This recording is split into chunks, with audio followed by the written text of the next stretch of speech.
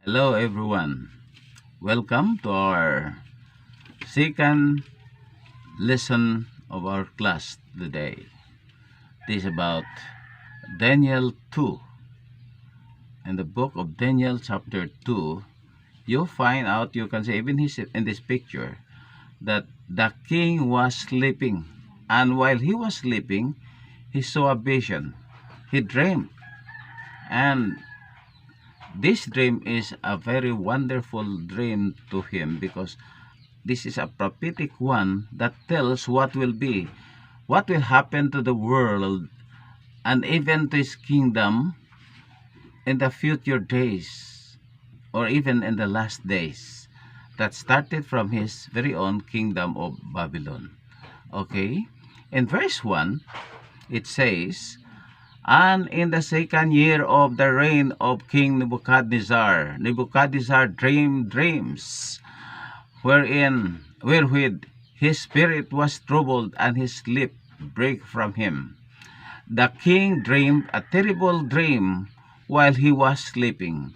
Unfortunately, everything was banished away from his mind, so he called all his wise men in the kingdom in order to tell him his dream, but no one was able to reveal that dream to the king." This is found in the book of Daniel chapter 2, 2 to 5. That's why here is the response of the king, because his wise men did not tell him. He said, verse 6, "But if ye shew the dream and the interpretation thereof, ye shall receive of me gifts and rewards and greater honor. Therefore shew me the dream and the interpretation thereof." Verse 7, "They answered again and said, Let the king tell his servants the dream, and we will shew the interpretation of it. The king answered and said, I know of certainty that you would gain the time, because you say the thing is gone from me." Okay. Verse 9, "But if you will not make known unto me the dream, there is but only one decree, for ye have prepared lying and corrupt words to speak before me, till the time be changed. Therefore tell me the dream, and I shall know that ye can shew me the interpretation thereof." In verse 10 it says, the Chaldeans, or the wise men in the whole kingdom of Babylon, refused to do it. They could not do it. They could not do it. And the king in verse 11 says, "And it is a rare thing that the king requireth, and there is none other that can shew it before the king, except the gods whose dwelling is not with flesh." So in verse 12 says, the king, for this cause the king was angry and very furious, and commanded to destroy all the wise men of Babylon. And the decree went forth, that the wise men should be slain, and they saw Daniel and his fellows to be slain too, because Daniel also was counted as one of the wise men, and also even Shadrach, Meshach, and Abednego. Now, they were wise men, although they were captives, but they were counted as wise men of the kingdom or in the palace of Babylon. In verse 14 says, "Then Daniel answered with counsel and wisdom to Arioch." Now Arioch is the captain of king's guard, which was gone forth to slay the wise men of Babylon. Apilon yun. He will be, Daniel and his friends will be slain together with the other wise men of Babylon. Right? But Daniel answered and said to Arioch, the king's captain, "Why is the decree so hasty from the king?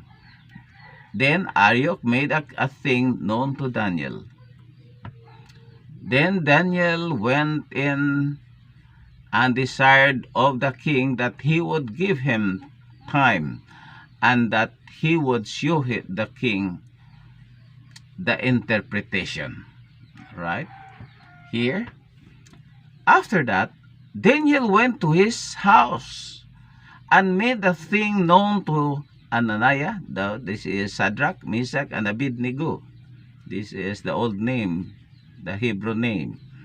Now, Daniel 2, verse 18, that they would desire that what for? The reason why Daniel called his friends is that they would desire mercies of the God of heaven concerning this secret, that Daniel and his fellows should not be perished with the rest of the wise men in Babylon. Pat yun di sila sari, kundi sila magatugan nini. So God, they asked mercy from the Lord. One thing is, whatever problem we can encounter in life, one thing is, we should always consult on ask mercy from God, students. Then the secret was revealed unto Daniel in the night vision. The same dream that was shown by the Lord to King Nebuchadnezzar was also shown by the Lord to Daniel during that night. Then Daniel blessed the God of heaven. Daniel answered and said, Blessed be the name of God for ever and ever, for wisdom and might are his. Then in verse 23, Daniel gives thanks to the Lord, saying, I thank thee and praise thee, O Lord, thou God of my fathers, who hast given me wisdom and might, and hast made known unto me now that what we desired of thee, for thou hast now made known unto us the king's matter. Verse 24, Therefore Daniel went in unto Arioch, whom the king had ordained to destroy the wise men of Babylon. He went and said thus unto him, Destroy not the wise men of Babylon. Bring me before the king, and I will show unto the king the interpretation. Wow. He's confident already because God has shown already the dream, to tell the king about the dreams, or to reveal what has been given shown by the Lord to King Nebuchadnezzar. Now in verse 25 it says, Then Arioch brought in Daniel before the king in haste, and said thus unto him, I have found a man of the captives of Judah, that will make known unto the king the interpretation. The king answered and said to Daniel, whose name was Belteshazzar, Art thou able to make known unto me the dream which I have seen, and the interpretation thereof? Then Daniel answered in the presence of the king and said, The secret which the king hath demanded cannot the wise men, the astrologers, the magicians, the soothsayers show unto the king.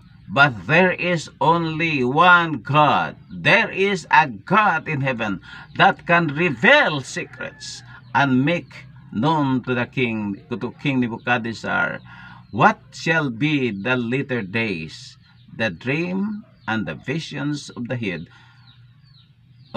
upon thy bed are this. Right?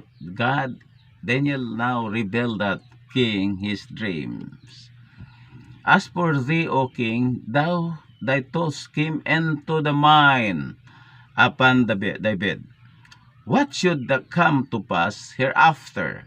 And that revealeth secrets, make it known to thee what shall come to pass. In other words, God has given this dream to you, O King Nebuchadnezzar, so that you will know what will happen next or after you. Okay? What will happen to the kingdom, the whole kingdom of Babylon? But as for me, this secret is not revealed according to Daniel. Daniel really is a good boy, is a good man. He did not claim of the favor for his glory alone. Right? In Daniel chapter 2 verse 31 it says, Thou, O king, sawest and behold a great image. This great image, whose brightness was excellent, stood before thee, and the form thereof was terrible. See? It's terrible. It's unusual. Well, now, here is now what Daniel said. This image head was of fine gold, his breast, his arms of silver, his belly and his thighs of brass. Right. In other words, the head is made up of gold. It's a very precious or expensive metal. Then followed by silver, that is in the breast and that the arms of this image. And it was followed, the thighs and the belly of this image is made up of brass, or in other words, made up of bronze. And the third part of this image is it's iron. The legs, his legs, verse 33, his legs of iron, his feet, part of iron and part of clay. You notice that these parts here, the iron is a very strong metal. And then followed by an iron mixed with clay. Okay. Now, what happened next? Thou sawest tell the stone. Now, in the dream of King Nebuchadnezzar, King Nebuchadnezzar saw during that night in his dream that there was somebody. No, there's no anybody that was cutting or chopping the stones or the rock from the mountain. But it smote the image as another pit. It was struck to the foot of the image, mix of iron and clay. Wow. And the whole image was broken into pieces. Then was the iron, the clay, the brass, the silver, and the gold broken to pieces together, and became like the chaff of the summer's threshing floors. And the wind carried them away, that no place was found for them. And the stone that smote the image became a great mountain, and filled the whole earth. Okay. Daniel 36 to 36. This is the dream, and we will tell the interpretation of the dream. Okay. You notice here, you can see in the picture, the head is representing Babylon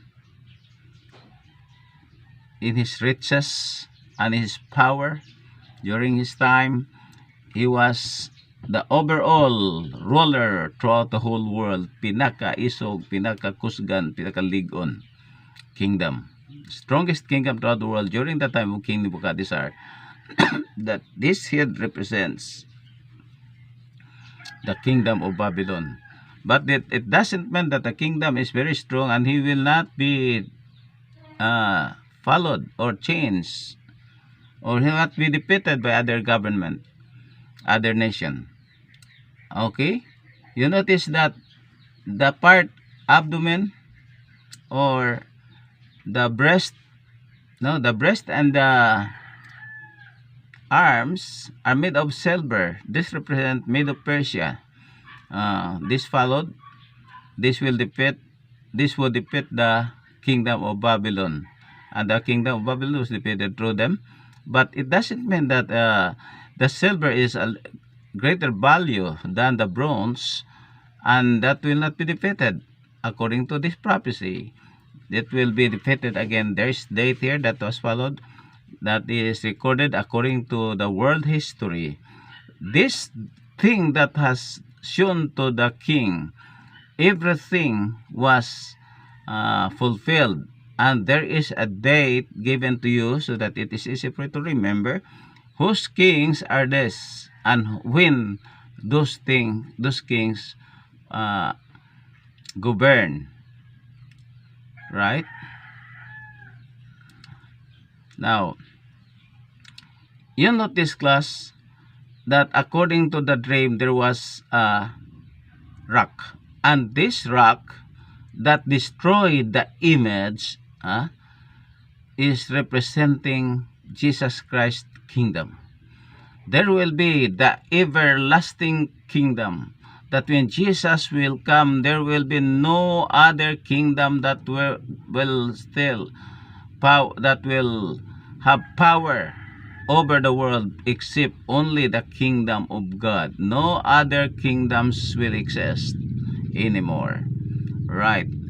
The great metallic image, the vision of the king Nebuchadnezzar, he demanded his wise men. Alright, this is now a summary. You just study. Anyway, you can have a screenshot if you want, and then the next part is the image. What are the summary of the image? The place, the date, the what we call the metal that is used in this image, then that represents what kingdom, and when was it happened. You just study this. This is now the fulfillment of the prophecy of Daniel 2. Now, you notice that here, for the validity of historical validity, the Babylon kingdom of Babylon was under King Nebuchadnezzar during this time. Medo-Persia was under Cyrus II. Then Greece and Macedonia is under Alexander the Great. Then Rome by Julius Caesar. 10 tribes or 10 kingdoms. That is the 10 divided kingdoms. Note, we include Julius Caesar because of his great part in extending the boundaries of pagan Rome. Divisions of the Western Roman Empire. Map image. Tribes and nations. Anglo-Saxon in England.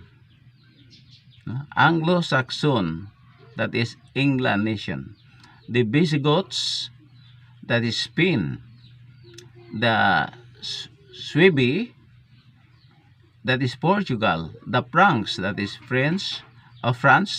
Then Alemanni, that is Germany. Burgundians, that is Switzerland. Lombards, that is Italy. Ostrogoths, that has already disappeared. Herculi and Vandals. Those three kingdoms were lost, and we will study it later, especially in the book of Daniel 7. We can explain what has happening to these three kingdoms that were lost, or 3 tribes during the divided kingdoms. The kingdoms, there are 10 of them after Rome. Human sa paghari sa Roma, sa gahom sa Roma, dunay ning puli na bahin-bahin ang giharian sa Europe og napulo mao ning gihara, og unfortunately they were not united anymore, and then they disappeared. Kining tulo mao ni, we'll discuss this later in the book of Daniel 2. Not cleave one to another. Statesmen in Europe throughout the ages tried to unite Europe. They conceived of Federation of Europe, but they failed. Whatever they have done, wala gyud ning laos sa ila, wala gyud nag-succeed. So, because that was really the plan of the Lord according to this prophecy. Napoleon Bonaparte, after a stormy career of trying to unite under the personal control, but now exiled in the lonely island of St. Helena, mused.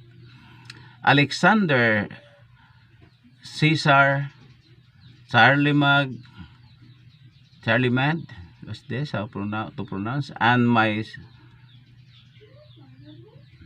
never mind. That stone will trample kingdoms of the world, and all everlasting kingdom of peace and righteousness will be established with Christ as the righteous ruler and the sins of the subjects. Messages of God to Babylon. Daniel's God is the only true God. He alone can reveal the secrets. Thank you very much, and study our lesson. Prepare for a quiz this coming Friday. Thank you.